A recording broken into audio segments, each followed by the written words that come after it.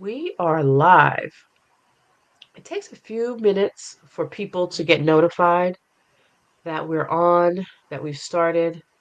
Um, so I'll just give a few seconds for people to be notified and to come on, and then we will introduce ourselves. Sounds good. That sounds good? Okay. Let me just check and see. Yeah. Okay. We have about 30 seconds. That should give enough time to be notified. For those of you who don't know me, my name is Andrea Henderson. I am an executive talent strategist, which is in my background, if you forget. I work at the intersection of talent, both C suite and boardroom talent, healthcare and life sciences, innovation, and health equity. In addition to that, advocacy for equity in all spaces. I would also like my guest to introduce himself, please, Kirk. Sure. Good afternoon or good morning, depending on where you are. My name is Kirk Blackman. I'm a wealth advisor with Blackman Financial Services and Eagle Strategies. I have 25 years in the wealth management space, providing retirement planning, investment planning, business, executive business benefits, as well as estate planning and intergenerational wealth transfer. Based in the DMV, and have been in the DMV for 40 years this year. Wow, almost all my life. Almost. We won't Um, get into how we so know each other. we went to school together, but that's That's well, it's neither like here. your You're little just a sister. you're just a genius. Okay. That's right. Don't ever forget that. Um, we're here today because we were talking about all of the things that are going on in the economy, the macroeconomic factors, and talking with so many people in our networks and wanted to come on here and try to be helpful. Um, I read some statistics that said as many as 95,000 federal employees have been laid off in 2025, and then quite possibly another 50,000 private sector as well. I know my calendar stays full with people looking to pick my brain about strategies to pivot. Kirk, I'm sure people are reaching out to you for help too. Absolutely. The uncertainty surrounding employment with the federal government is just creating chaos. And so people are concerned about securing their income, understanding what their options are, how to retain their benefits or to obtain benefits from elsewhere. So there's just a lot of, I don't want to say panic, but uncertainty that people are looking for answers. And hopefully, in this quick hour, you and I can provide some resources and some solutions that people can explore for themselves. I'm not able to give any specific advice. It's very general, but I think it's helpful because on top of all that, people are just living their lives and now they're trying to figure out, will I be employed? Can I get reemployed? Etc. So it's just a lot of uncertainty that's unfortunate that our family has to deal with at this time. Yeah, agree. Agree. So I know for me, the first thing that I would say is panic. Don't panic. If you're um, already laid off, then let's figure out what to do. What's the plan? And if you haven't been laid off and if you're anxious about laying off, same thing. Come up with a plan so that you feel comfortable that if it happens, you have a plan. So what's the first thing that you would advise to somebody, let's say they've already been laid off and they're feeling anxious, what is the first thing that you would recommend that they do? That's a great question. Well, hopefully, the old adage that all financial advisors and financial websites say is to have 3 to 6 months of an emergency fund for just this type of situation. Now, if you don't, we're sitting in a different space, and that's another challenge. But a couple of things that I would say is maybe, if you can, seek or secure legal counsel because a lot of this is uncharted territory, and so no one knows if the resignations are valid, if the terminations are valid. So make sure that if you still have a chance, to secure all your employment documents, all your performance reviews. If you have to print them out, print them out. If you can download them on a drive or upload them to the cloud, make sure you have all of your support so that should there be a legal challenge, you have documentation to take care of that. And then financially, I would really say if you have a savings account and you have some savings, make sure that you take care of your mortgage, obviously, first, any significant debts. Perhaps even reach out to your lenders and let them know that you had an unexpected layoff and you're looking for some concessions because your cash flow may be interrupted for who knows how long. And most lenders, I mean, everybody sees the news, everybody knows what's going on. And the banks don't want to foreclose on you necessarily. They want to help you stay in the house. So, as opposed to sticking your head in the sand and just worrying about it and wringing your hands, reach out proactively and let them know what's going on. You said a couple of things there that was really, really valuable. One, in terms of the legalities and um, all of that, I think that's beyond both of our subject matter expertise. But there is a webinar tomorrow that's being held by Aisha White, Esquire, Kelly Lombard, and Susan Monroe Wade, or Susan Morno Wade. I think I pronounced her name incorrectly. My apologies.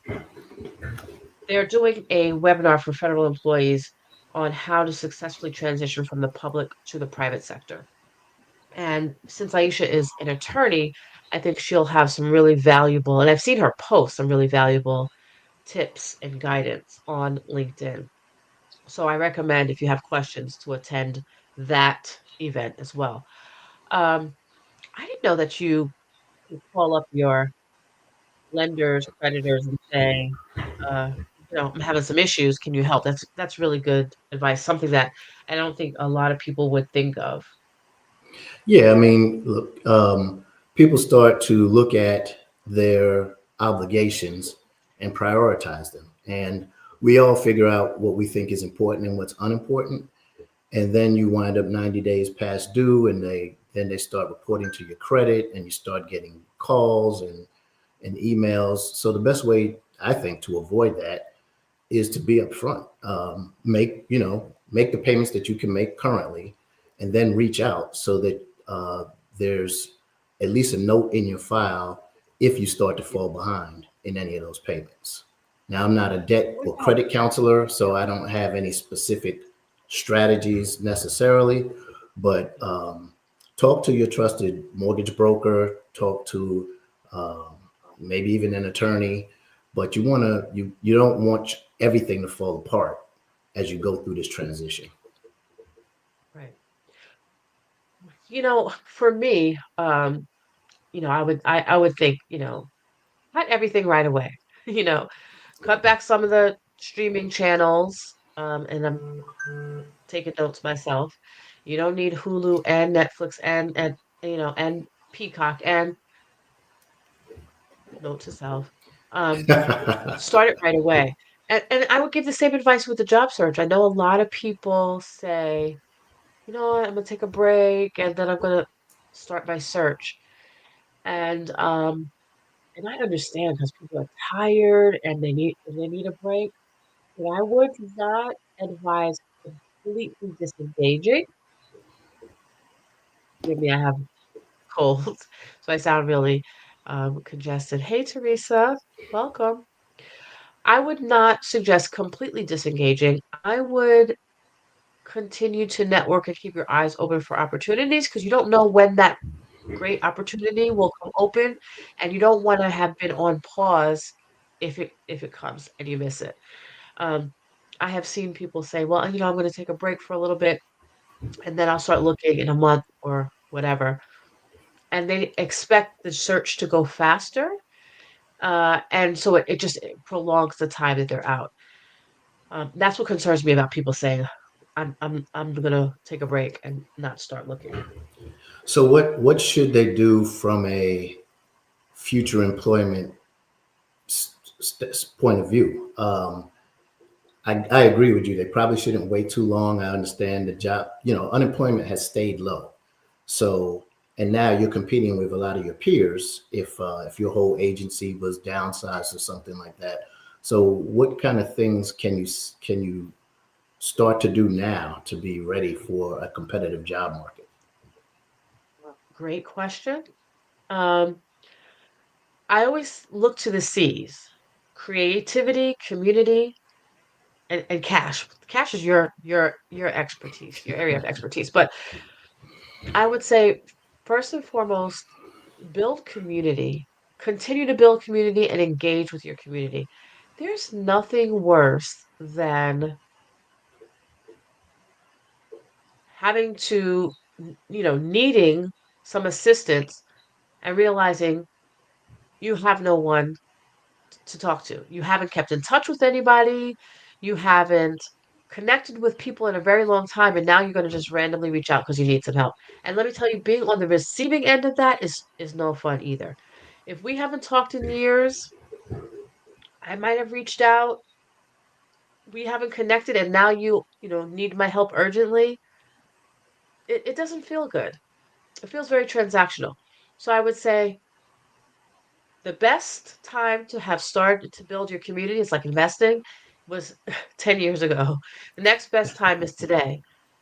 Start to reconnect, re-engage. Don't lose connections with your colleagues. Make sure to stay connected to them and see where they are, where they're going, and what they're doing. That's where you get good advice. So build community, engage with your community, very important. And then be creative. People are really focused on getting another job. Like I'm a blank. I'm a IRS agent. I am a human rights attorney. I'm a USAID worker. Take a step back, take an inventory of your skills, and think about what you have of value. Now, let me take that back. Take an inventory of your skills. Think about people who have problems that your skills can solve. That's probably the best way to think about it. And as long as you can solve people's problems, you will get income. It may not be in the form of a job because that model is being disrupted, but you will have income. So I would say to answer your question, be creative, build community. Yeah, let me just elaborate on a couple of things you touched on because as an entrepreneur, you're always building a business, and the most valuable capital you have are your relationships. And as an example, I saw a friend at homecoming a few years ago, and I never really had reached out to him. But while I saw him at homecoming, I was like, "Hey, I'd love to sit down and talk with you, talk about some of the things I'm doing." And his response hit me like a ton of bricks. It was like, "Kirk, I just sat down with somebody and took care of all that business. I wish you had called me." Right? So that's what you don't want to hear. You so again, with the technology we have today, with text messaging, instant messaging, just a hello or hey, I was thinking about you, that goes a long way when you Oh need to yeah. make the phone call for assistance. And That burns my grits when somebody says, "Oh, or I didn't know, or I forgot." Oh, that's why I stay in people's face. And for anybody who's watching this live or on replay, if you ever wonder why you see my name in rotation on the social platforms, it's because I need to all the time. remind you that I'm here. I need to remind you of what I do so that when you have a need, I'm top of mind. Absolutely. Same for me. I do post a lot of financial news, but I also just post social events that I attend or that I participate in, and I've seen it pay dividends. And as an example, someone called me and had a significant lump sum that they needed help investing. I didn't recognize the name, so I said, "Would you mind let me know how you found me?" And they said, "Well, like 5 years ago, I was at a workshop you did, but I didn't have any money, but I kept your card and I followed you. And so you're the only person that I know really in this space. So I'm coming to you." And I'm like, wow, 5 years ago, that's awesome. So Yeah, that happens all the time. People remember and they may not have a need at that time, but they bookmark it and they'll come back to you when they have a need. exactly. That's a perfect example. And something else to And I support feel what like, I was going to say, oh no, something go else to ahead. support what you said is, as a financial advisor, and I'm in the DMV area, so a lot of my clients are down here. There's a lot of high income earners, but they also are high expense livers as well. And so I don't necessarily get to the point where I'm like, well, you need to cut your cable and you need to not eat out as much. A lot of the problems are big problems like two mortgages, supporting an elderly parent, one, two, or three children in private school. And so those become almost necessary expenses. And I agree with you. It's like, hey, what else? What does your skill, what problem does your skill solve? And see if you can generate more money. Because yeah, I could get rid of a lot of my streaming services, but I'm not going to, because Yeah, that's only going to change it on the margins. It's something that's better than nothing, but yeah, really, do I want to pull my kids out of private school? No. So yeah. now No, you're absolutely right. I got to find $1,000 solution every month so I can keep paying tuition. And that's where that creativity, that collaboration within your community comes in. If you have a cell phone and a microphone, people are making money doing podcasts, promoting products, etc. And that's not maybe what you want to do, but maybe you can just do it part time till things turn around for you. Oh, listen, we that's what we really need to talk about.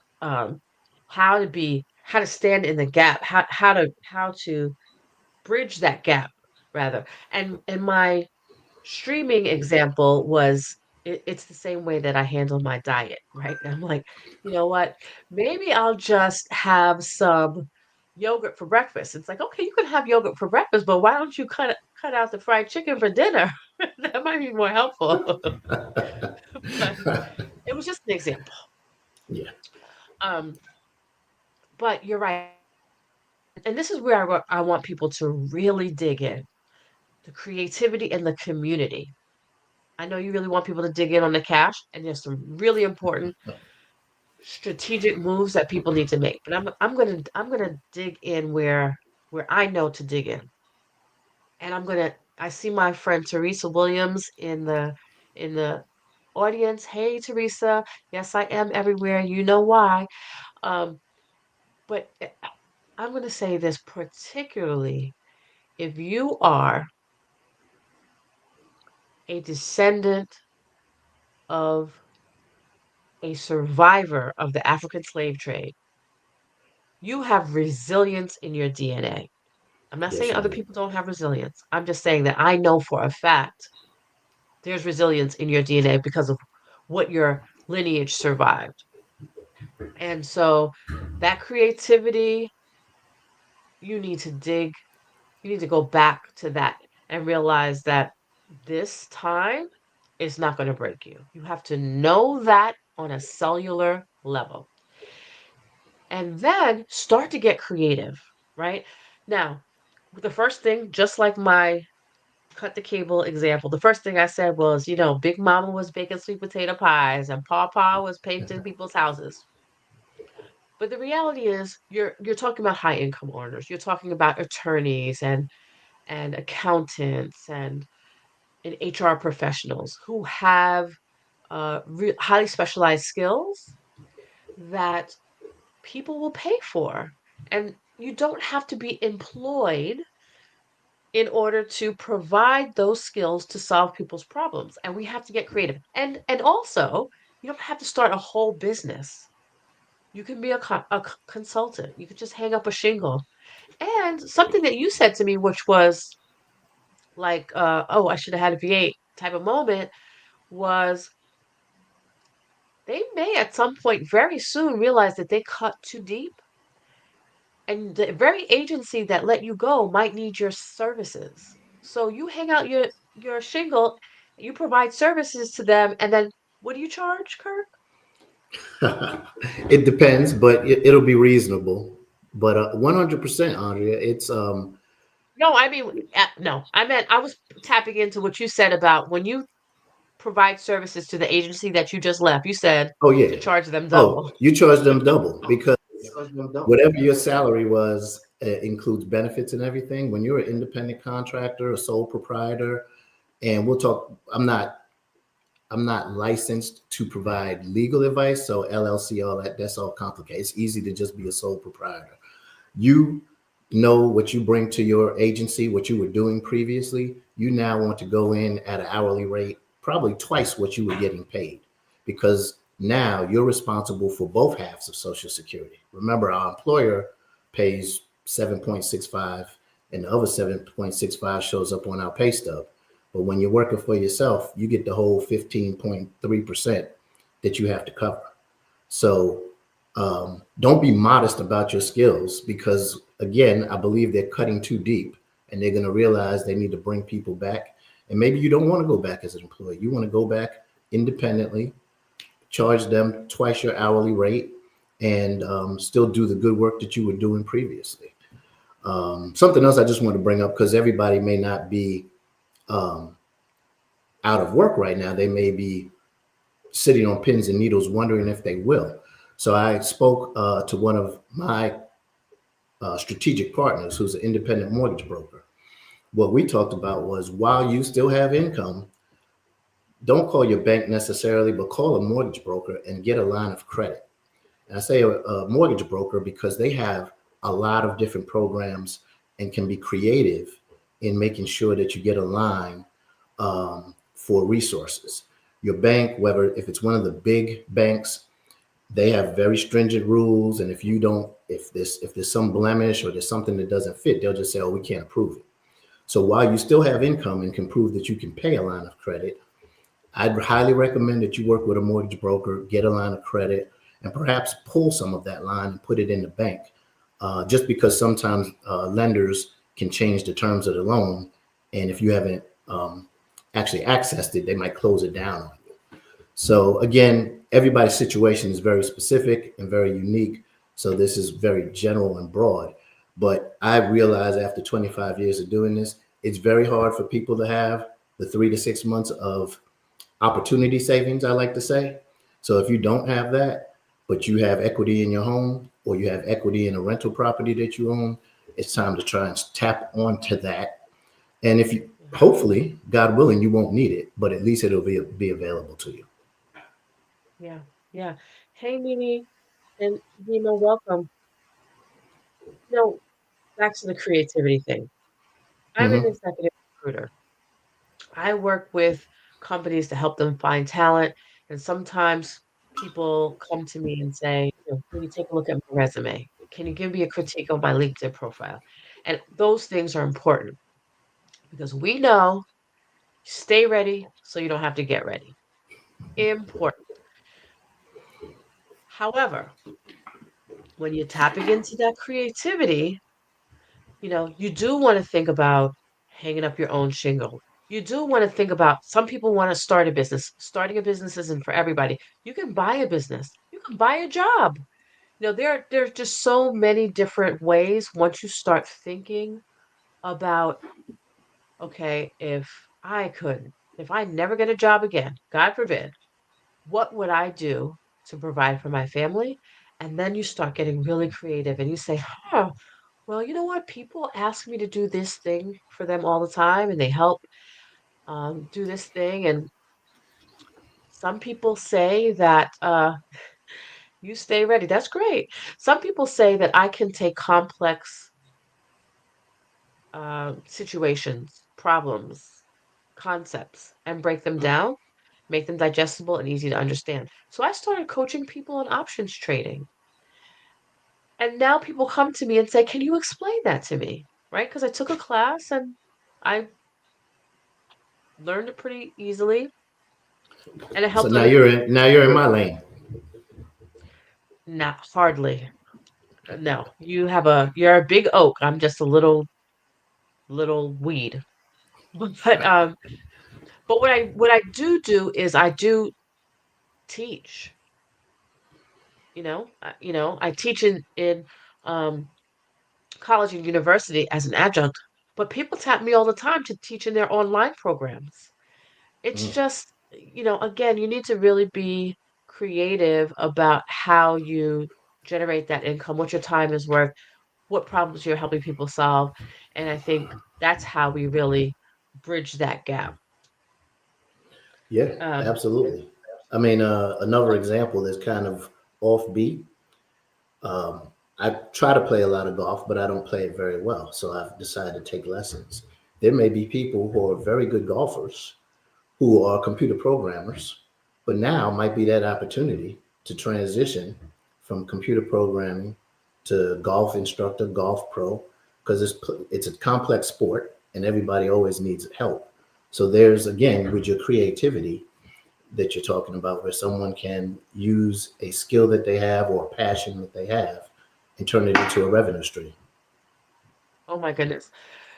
I don't know if you're aware, but we have a classmate who is very fit, and she teaches an online course. She has an online fitness class, which I joined. She starts at 5 p.m. every day, and no, not every day, I'm lying.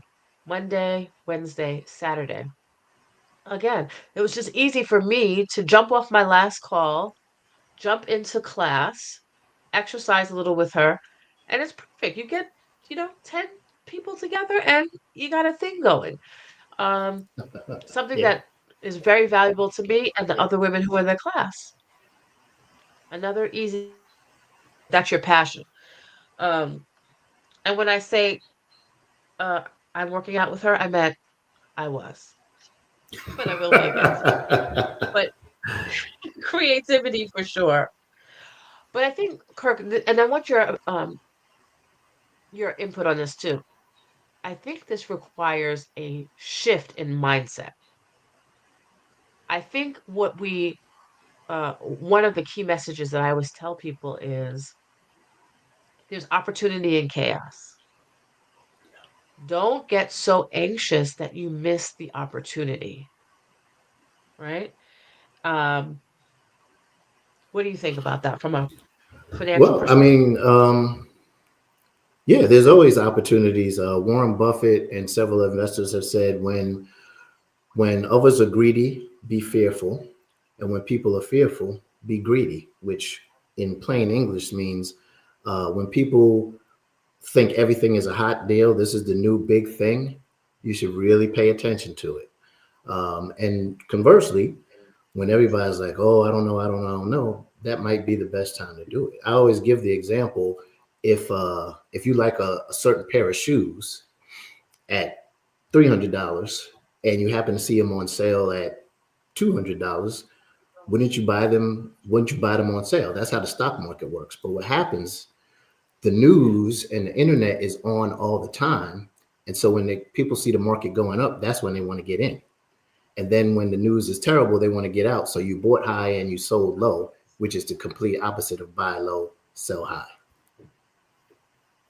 That is really good insight. Very, very deep, especially for people who may be getting large lump sums of severance if they go back to work quickly and they don't need it. Yeah, put Yeah, I mean that money to work.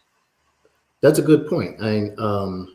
Again, almost to what we said at the beginning, if you have the ability to pause and wait and see what happens. If you get a severance, figure out what you're going to do with that money.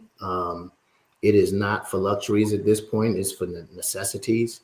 And in most cases, you wouldn't even come see me. You would just keep that money in the bank and liquid to take care of your near term obligations. Now, if you wind up being on the wrong side of a riff, then you have concerns how long does my health insurance last? What do I do for health insurance? What about my life insurance coverage? I'm uninsurable. My only insurance is through my employer. What do I do with my retirement plan? Do I take it? Do I keep it there? Do I roll it over? Those are all things that need to be considered, and they all can be very important depending on anybody's particular circumstances. It's interesting. So, LinkedIn user, I can't see your name, says upskill in areas to add to your current skill set. Yes, I want to come back to that. Um, I was in a finance group, a woman's finance group, and this woman was saying that she just happened to review her parents' portfolio, and she was looking and realized that while they had been diligent savers, years and years and years, always maxed out their 401ks, every single cent of that was going into some what do you call it? Like money market, not money market fund. It was basically getting like no interest. It wasn't invested. So Right. for the entirety of their career, like 40 or 50 years, Uh, the money was not invested. right. This is a really good time, whether you're employed, unemployed, anxious about getting laid off, not anxious about getting laid off. Take the time to review your portfolio. And I'm saying this not as an investment advisor. You can tell me if you I am. agree or disagree, but take the time to review your portfolio to make sure it actually is appropriate for where you are in life and where we are at this time in history. Would you agree to that? Oh, Andrea, that is 1000% appropriate. I've seen that myself.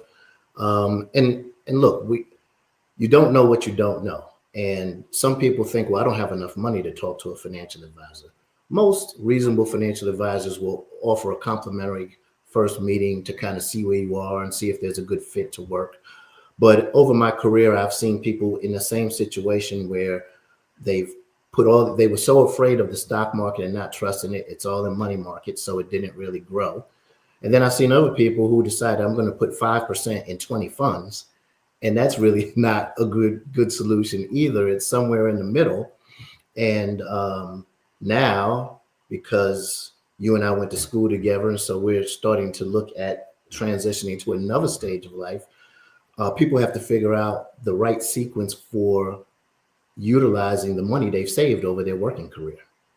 And a Yeah. lot of people are becoming shocked to realize all the money that you put into TSP, all the money in your 401k, 403b, that's in your rollover IRA, unless it's a Roth, every single dollar of it is taxed. So when you want to spend a dollar, you're only going to have 70 cents at a minimum, just based on federal and state taxes. So there's other strategies that we're encouraging clients to look at so that they can find where that other 30 cents comes from. Because right now, taxes will go down for the wealthiest, but the middle class who pile money into the 401ks, remember, if you're fortunate enough, and a lot of our federal friends have decent pensions, pretty good pensions, they may not need the money in their TSP or 401k. But the government says that today at age 73, you have a required minimum distribution. And what that means is we require you to take out a minimum amount out of your retirement plan so we can tax it. You can always take out more. And if, again, there's some people who are fortunate and don't need it. And so now your nest egg is getting eroded by taxes because you're being forced to take the money out.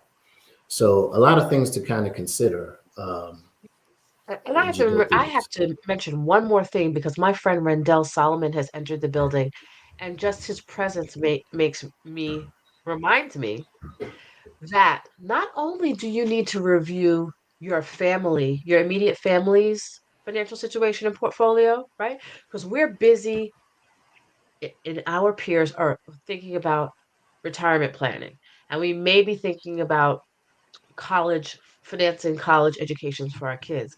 But what Rendell reminded me of is we need to also think about what we're doing for our parents and our grandparents. Because, like you mentioned in the very beginning of this, a lot of times our income isn't stretched because we're living wastefully. It's because we have family obligations. Kids are in private school, parents are needing assistance, perhaps grandparents needing assistance. We're in the sandwich generation, and the first rule of financial advisory, of which I am not one, but from what I remember, is protect what you have. So you want to protect granny's house, you want to protect mama's house, you want to protect your home, you want to protect those legacy things. You want to protect what you already have. And the reason that Rendell reminded me of that is because he is a co-founder of a company called Inherit, which, I'm going to post about soon, which is, and I'm going to do a really bad job of explaining it. So Rendell's going to have to give me some language, but for lack of a better explanation, it's where you kind of keep all these documents and keep track of all the stuff in one Mm. place. But what do you think Yeah. about that? Just securing looking at your family holistically and making sure everybody is good, so it doesn't All take right. down. Yeah. Look, you have to do 360-degree planning. And just like when we get on airplanes now, we're all used to put your mask on first and then tend to those that need assistance, your children or elderly people.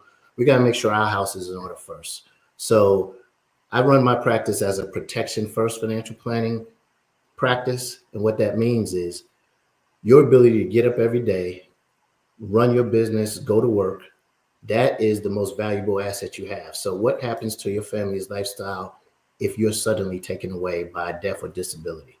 So, we want to make sure you have enough coverage for death, disability, and sickness. First, right at the bat, because you could save $1,000 a month. At the end of a year, that's $12,000. I can get you $1 million of insurance, depending on a variety of things, for less than $1,000 a year.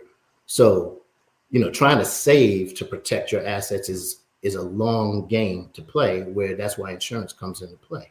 Secondly, you need a team. So I do one thing. Previously, before I became a financial advisor, I was a CPA. So you need a good financial accountant to help you do tax planning and accounting if you have your own business. Then you need an attorney, an estate attorney, hopefully, to get the documents. Because when you talk about mama and pawpaw and properties and bank accounts, if anybody has had to close an estate for a loved one, you know that that may be the most arcane process known to man. And I don't know why in 2025 it's still very much paper intensive. I've had to fax documents. Nobody even has a fax machine anymore. So getting a good estate attorney who can make sure that your documents are in order, make sure that you have a power of attorney for your grandmother, for your mother, before they may come down with dementia or something like that, so that decisions, having a financial power of attorney. So it's a team effort, and it sounds like it might cost a lot, but really in the scheme of things, based on all the assets that we accumulate over a working lifetime, and that maybe our parents worked hard to get that home, it's worth the couple $1,000s it might cost to work with all these professionals to secure your legacy and make sure that your assets go to who you want them to go to when you transition. Yeah. Yeah, so Rendell put the link in the chat. Go getinherit.com and some information, and explain that these are the very problems that Inherit is trying to solve for, and it's important. Teresa said that a trust was the saving grace when her father died, and I will tell you how, you know relevant this is to my own situation. Many of the people here know this, that just before COVID happened, um, I took my mom to get a power of attorney and was able to get, that done before the shutdown, right? And the attorney was like not returning my call. They got really busy during COVID, I guess. They do Mm-hmm. estate planning, and we know what happened during that time. So I was able to get the power of attorney, and then by the time we really came out of COVID and opened up, my mother was not in a position to be able to consent. So it was just like right in the nick of time. Um, So it's so important. So anyway, yes, we have to think about our family. We have to think about our extended family. Um, and like I said, we have to be creative, not only with our skills, but also thinking about what assets we have and how we use those and how we protect those. So anyway, I wanna see if there are any questions from people here. We are on LinkedIn, on Facebook, and YouTube. So hard to tell where people are watching from. Some folks may be watching in the future, and if you post a comment, we'll come back. Uh, but since I am extremely congested, I'm sure everybody can hear I'm sipping on my tea, trying to not sound so nasally. Um, let's let everybody know if they want to get in contact with you, how can they do that? Sure. Probably the best way is go to my LinkedIn profile. My contact information is there, as well as a link to my calendar. As I said, it doesn't cost anything to talk the first time. So happy to have a conversation. And if it's not something that I handle, I try to use a network of individuals who look like you and I, who I trust and trust intently so that I can send my clients there and know that they'll be taken care of for what they need. So whether that's a mortgage broker, an attorney, an accountant, and just another example, I'm thinking about this. One of a good friend of mine has been a full-time civil servant with the federal government. And that person and I do a lot of work because she has another business utilizing her law degree that she's able to manage while keeping a full time job with the government. So, again, that creativity, um, there may be people who are good wordsmiths that can now start helping with resumes, right? So, depending on what your skill set is, just look at that and find out how you can solve a problem. And there's going to be a lot of problems over the next couple of months and maybe years, depending on how long this craziness lasts. Yeah, so you said your dream team includes a financial advisor, of course, because you're on the team, an accountant, a lawyer. Mortgage broker. I'm going to say a mortgage broker. Please put a recruiter on there. Put a recruiter on there Okay. because You're on the team, Andre. seriously, you know what? I want it to be me, but it doesn't have to be me. I think everybody needs a recruiter on their dream team because you you need to know what's going on. You need to stay connected. And for such a time as this, it's the reason why Yeah. my calendar is packed right now. And I will tell you that somebody was, well, I'm maybe I shouldn't tell this, but my calendar is packed. And so somebody referred somebody and they said I need to wait. So I opened up some space. I extended my day. I don't do that for people I don't know. Yeah. You're right. You're right. If That's I'm on, actually if I'm great news because a lot of people have the background and skills for board service, right? And I know that you try to help find opportunities for us to sit on boards. And even if it's a nonprofit board, the individuals that are a part of that board become a part of your network and may be able to get you on your way to your next business or your next job. So I will add a recruiter to my dream team as well because I do see the absolutely. value. And all the hidden little secrets, such as there are nonprofit boards that pay, Yes. and such as, you know, people really wanting to understand how their public sector skills translate to the private sector and what opportunities there are to do that and what the market looks like and what industries people want to do a test. They're like, oh, where's the wind blowing? Talking to people all day every day, we know. Yeah. And of And course something that else that I think it's difficult. You know, you probably know better than I do the emotional toil people go through when there's a unexpected layoff. But I know that the local governments, particularly in the DMV, They are hiring for local positions in the local government, in the school systems. Don't be too proud to not apply for unemployment. The companies pay for unemployment insurance, and if you find yourself on the wrong side of that, that may be just what you need to get you through the storm. So utilize your resources, reach out to your friends, your religious partners, your pastors, imams, whatever your religion is. This is a time where you realize that your biggest capital is the relationships that you have. Absolutely. Absolutely. Because what a shame it would be to find out that your neighbor is hiring for a job that you could do and you didn't know it because you didn't want to tell them what was going on. Don't be that person. Mm-mm, This is mm-mm. not a time to be shamed. We see the numbers. It has nothing. Well, I'm not going to go into that. Lead on your community.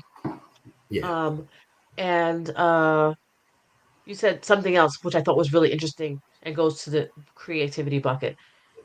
Look in your state and local governments because they're still hiring. that's right. So this is great. This was a great conversation. Thank you, Rendell, for putting that exclamation point. Thank you, Teresa. Thank you, Nina, for joining, and anybody else that I don't see that didn't comment, and people in the future. Thank you so much. Like Kirk said, if you want to contact him, there's a calendar link in his LinkedIn profile. You can send me a DM, and we'll keep having the conversation because we want to keep bringing you information that's going to help you thrive. This is uh, a moment in history that we For will all sure. get through. Yeah, For sure. yeah. Any parting words you want to have for the people? No, I mean, I hope that we were able to provide some insights and ideas for our listeners. I pray everybody stays mentally and physically safe and healthy. And maybe we'll do it again in a couple of weeks, depending on how the tide shifts. Things are changing Yeah. really quickly. So we need to be Yes. nimble. That's true. And don't forget the webinar tomorrow night at 8 p.m. Look up Aisha White, WH uh, YTE, Okay. Aisha White, Shelley Lombard, and Susan Morno Wade are doing a webinar tomorrow night, which I think would be helpful. So go to Aisha White's page or Shelley Lombard's page and register for that webinar. Thanks, everybody. Have a Thank great you. afternoon. Enjoy the rest of your day. And, don't forget creativity and community and some cash will get you That's through it. this That's it. crisis. That's it. All right. Great. Have a All right. good afternoon, everyone.